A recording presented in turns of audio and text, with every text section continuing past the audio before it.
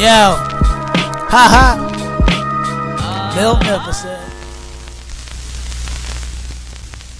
What is good, YouTube? Your boy Magnificent coming back with another quick video. Today we got the Yeezy 350 V2 Compact series, at least in the Slate Carbons, and there's been a lot of chatter about this Yeezy, at least this model, being the most comfortable Yeezy out of all the Yeezys that actually came out in terms of the Yeezy 350, the V2, the V1, MMVN, etc., etc. And I wanted to see this for myself because I've never really experienced the Yeezy 350 V2 Compact series prior to the actual sale. Now, I think one of the things that did hold the Yeezy 350 V2 Compact series back was the selective colorways. I felt like design, in terms of the design, it was similar to the Yeezy knit. I want to say it was the basketball because it's kind of similar to the prime knit upper and the thickness, the flexibility of the actual knit.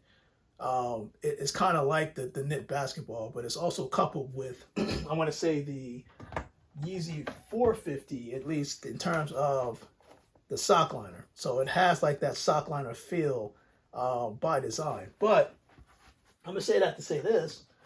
I felt like when it came to what they were doing, the only colorway that I really liked was the actual carbon, because there was a Yeezy 350 V2 Compact. I think it was the slate red, there was a slate blue, slate bone, slate panda, and the slate onyx, which is what these are the slate onyx, the slate, I want to say panda, and there was a couple other colorways that came out that's been kind of re-releasing.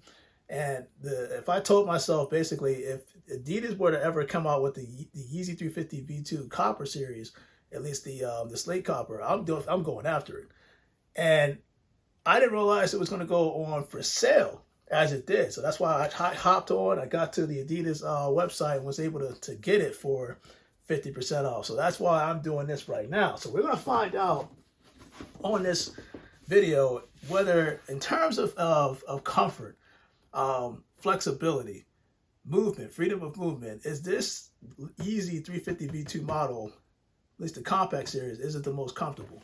So this is the box. To me, this is it's not as wide as the normal Yeezy 350 V2 series, but this is similar to the Yeezy 450 box. It's a little bit wider. So let me just pull this out. You can see right there, size 13, big feet gang. And I gotta see this for myself. Man, oh man. Okay. I can already feel why it's comfortable without even putting it on. Let me put this out here.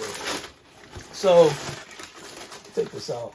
When I look at the Yeezy 350 V2 Compact series, at least what I'm feeling so far, I can already feel the padding. I think the padding is what's going to, and actually it's right here. What I'm going to do is show you a photo of exactly what I'm talking about, at least from the inside, the interior of this shoe. It's the padding. On the Yeezy 350 V2 series, I mentioned previously, like there's a pad that sits underneath these models. And it's literally there to help keep the design upright, to keep its structure of the actual model of the shoe. And while I get what Adidas was kind of doing, it was kind of taken away from the elastic portion of the prime knit. So there wasn't as much movement. Kind of, actually, I want to say it's restriction towards the toe area and the Yeezy 350 V2 than you would see on the Yeezy 350 V2 Compact series. There's a lot of freedom of movement. So basically, if I were to take my hands, you can see it like kind of like, let me turn this upside down so I can show you that I can stretch the toe, and the prime knit is stretchable. It's actually more space towards the toe, so I would definitely go true to size. In some cases, you may actually go down half size because you have a lot of room. But it's the comfort level. It's the padding is what you're basically seeing. Bring that down here. It's the padding is what you're seeing on the prime knit. It's able to stretch more than the Yeezy 350 V2. But I will say this. The Yeezy 350 V1, this is the V1 series, was able to stretch as well. So if you size correctly on the 350 V1, you might see the same comfort as the Yeezy 350 V2 Compact series. But the Yeezy 350 V2 Compact has more of a secure fit. I want to say like a fitting towards the sock liner. And man, I can already feel this. The padding underneath this, especially specifically underneath the tongue, is wide enough to cover your foot. So I'm going to guarantee this is what's going to happen as soon as I put this on to try it out. Each step that I'm going to take with the Yeezy Boost, that's kind of full-length boost that's encapsulated within the shoe itself, around this rubber outsole. Again, the design is similar to the Yeezy 350 V2. The difference is not just the sock liner, and it does have infinity laces where you never have to tie, which I do like, but it's the padding. The padding is what separates this shoe and makes it more comfortable in the Yeezy 350 series than the V1 or the V2. That padding is thick. I want to say it's about this thick. I don't know if it's foam padding in between the prime knit, but it's about this thick. I can feel it. But when I put my hand under there, it's like when you take a step within the Boost, it's also coupled with the padding that sits underneath the Yeezy 350 V2 Compact series. And because of that, it makes more of a comfort step that you're taking. So your foot is basically feeling comfort, not just from the bottom of your foot, but at the top. Whereas when you look at the 350 V1 and you look at the Yeezy 350 V2 series, these models, there is no comfort, right? I'm not saying in terms of the bottom, but the top. There is no padding on the top. It's just the actual prime knit itself you're feeling sitting on the top. And in some cases, I feel like you may be feeling the laces, the rope laces, you may be feeling underneath the actual Yeezy 350 V2. And I'll show you a picture of the inside of the Yeezy 350 V2 model that may be hitting at times the top of your foot when you take a step. You'll feel the cushioning of the Yeezy Boost, but at the top, you may not be feeling anything. And again, that is what separates the Yeezy 350 V2, at least the Compact series, where it's covering that lacing system completely. You're not feeling that lace. I can ultimately guarantee you. Because of that, that's what makes this comfortable. I actually had a chance to try on the Yeezy 350 V2 Compact series. I want to say it was the Slate Bone at the Adidas store, and I was pleasantly surprised. And if you're wondering about freedom of movement, especially with the Yeezy 350 V2 Compact, you can see a video right here, is that my foot is able to move around freely while also feeling support at the top, the bottom, as well as the toe.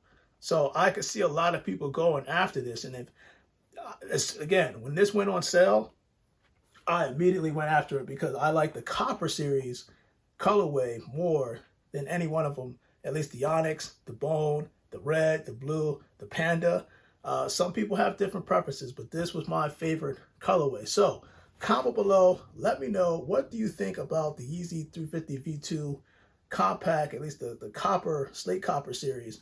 And I can tell you that this was produced, I'll show you a sticker, the sticker shot right here.